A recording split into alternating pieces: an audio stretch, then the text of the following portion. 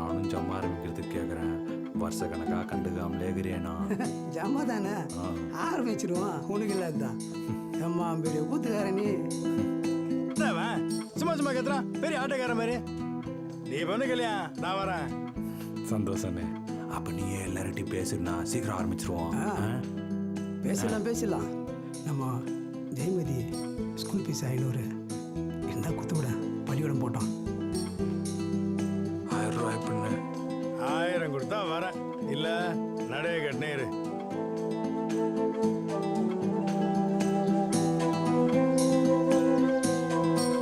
கல்யாணம் தாண்டவத்தை மீறி எடுத்து நடத்தணும் ஒரு நாள்ல பண்ணிட முடியுமா?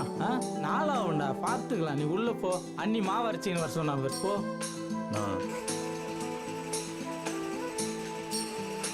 இப்படி தன்மானத்தெல்லாம் விட்டு கெஞ்சி யாருக்காவது இதெல்லாம் பண்ற?